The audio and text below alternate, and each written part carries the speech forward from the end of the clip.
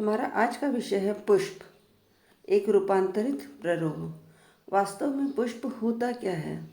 पुष्प से आप सभी लोग भली भांति परिचित हैं। पुष्प एंजियोस्पर्म की जनन संरचना है। ये आकारिकी रूप से बीजाणुपर्ण एवं बंधे उपांग युक्त स्तंभ शीर्ष या स्टेम अपेक्स है। पौधे के जिस भाग पर यानी इसकी दो तरह की पोजीशन हो सकती है, एक अक्षीय और एक शीर्षस्थ।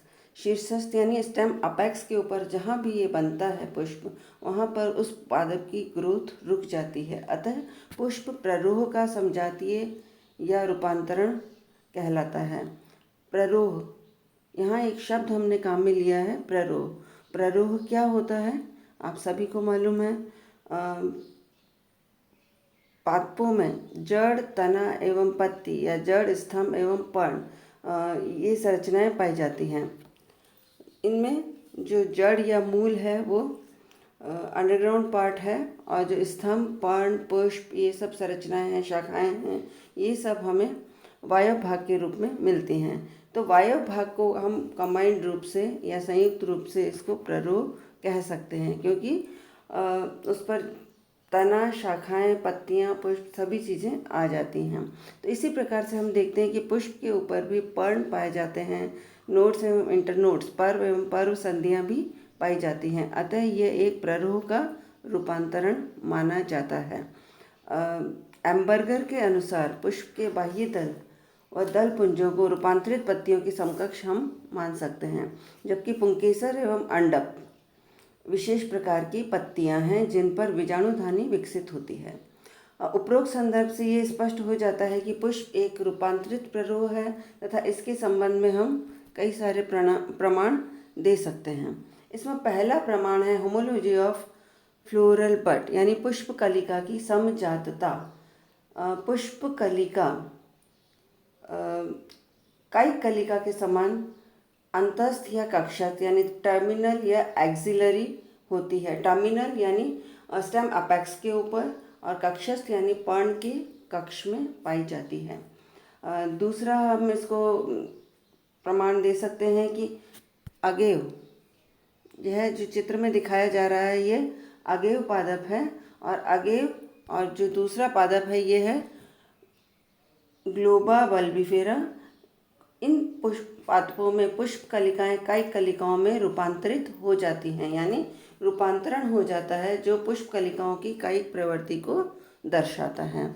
अति आकर्षक संरचना है पुष्प, लेकिन जब ये कई कलिका में परिवर्तित हो जाती है तो ये प्ररोह के समान हमें दिखाई देता है।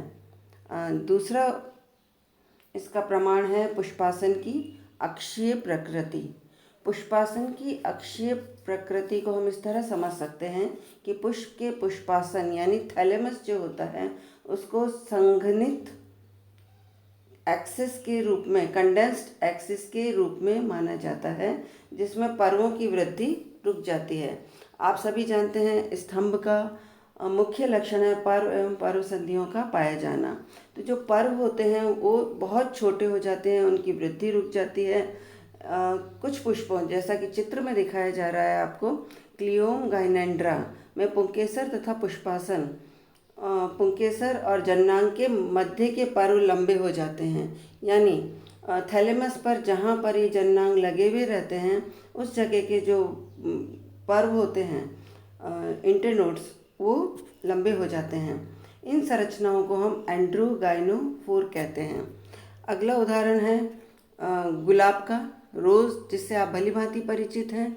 इसमें पुष्प के विकसित हो जाने के बाद भी पुष्पासन वृद्धि करता रहता है, और कई बार उस पुष्प के अंदर से एक तना निकलता हुआ, तने के समान संरचना निकलती हुई हमें दिखाई देती है, और इस पर स्तंभ के समान पत्तियां भी कई बार विकसित हो जाती है। इस चित्र में ये आपको स्पष्ट रूप से दिखाई दे रहा है।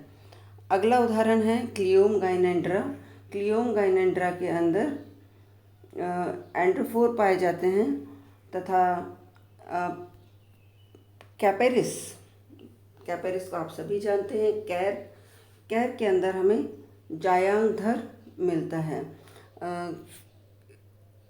तीसरा प्रमाण हम ले सकते हैं कि पुष्प अवयवों की पर्णिल प्रकृति जो होती है, यानी पुष्प के अवयव, पुष्प के ऊपर हमें 4 चक्र मिलते हैं। ये 4 चक्र अगर उपस्थित हैं तभी वह पुष्प पूर्ण पुष्प कहलाता है। तो जो पुष्प के अवयव हैं उनकी प्रकृति यानी नेचर जो होता है वो पर्णिल होता है, लीफी होता है, यानी leafy nature of floral components, वो हम इस चित्र से आसानी से देख सकते हैं।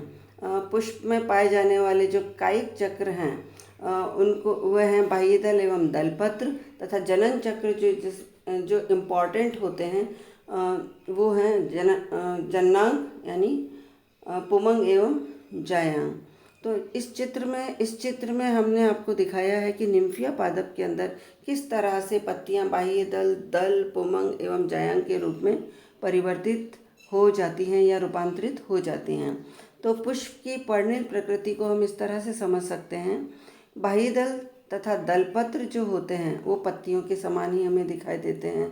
अगर हम उनकी विस्तृत संरचना देखते हैं तो वो हमें बिल्कुल सरल दिखाई देते हैं। बाह्य दलों की बाह्य त्वचा पर चिटिकल मिलती है, रंध्र मिलते हैं तथा रोम के समान संरचनाएं भी पाई जाती है। बाह्य दल की संरचना हरे रंग की पट्टियों के समान ही पाई जाती है। तीसरा पॉइंट हम ले सकते हैं कि इसके अंदर दलों का संवहन तंत्र बड़ी शिराओं एवं शिरिकाओं यानी वेन्स एवं वेनलेट्स का बना हुआ होता है, जो हमें स्पष्ट रूप से दलों के ऊपर दिखाई देता है। और सामान्यतः ये जितनी भी शिरिकाएँ यानी वेनलेट्स जो होती हैं वो डाइकोटोमसली ब्रांच्ड होती हैं। ये सभी संरचनाएं पत्तियों के समान होती हैं। रैननकुलेसी कुल के पियोनिया ऑफिसिनेलिस से पर्ण से बाह्यदल तथा बाह्यदल से दलपत्रों में रूपांतरण देखा जा सकता है। इस चित्र में हमने निम्फिया पादप के पुष्प को दिखाया है। इसमें पुष्पासन पर अनेक पुष्पीय एवं पर्ण चक्रीय व्यवस्था में लगे हुए रहते हैं।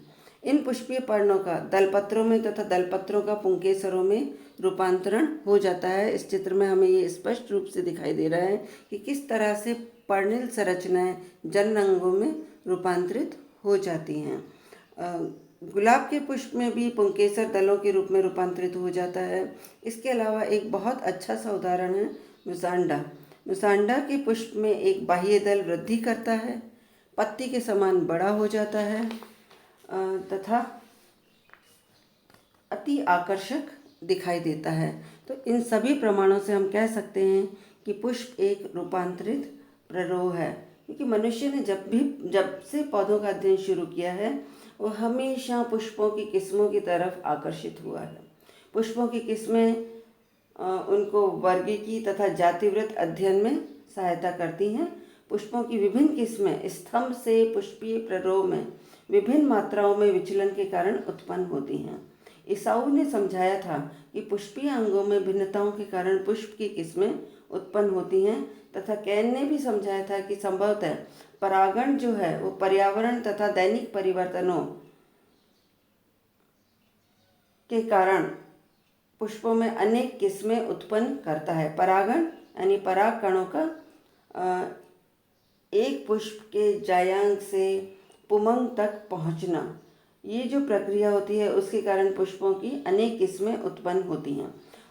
अंग जनन यानी ऑर्गेनोजेनेसिस के समय ये जो प्ररोह था इसके धीमे विकास, परिवर्तन, उत्परिवर्तन एवं बहुगुणसूत्रता यानी स्लो डेवलपमेंट या slow evolution, small changes, mutation एवं पॉलीप्लॉइडी जो होते हैं वो पुष्पों की विभिन्न किस्में बनाने के लिए उत्तरदायी होते हैं। तो हम कह सकते हैं कि जो पुष्प के स्वरूप में यानी प्ररोह के स्वरूप में जो अनियमितता आई उसकी वजह से विभिन्न पुष्प या विभिन्न प्रकार के पुष्पों का उद्गम हुआ।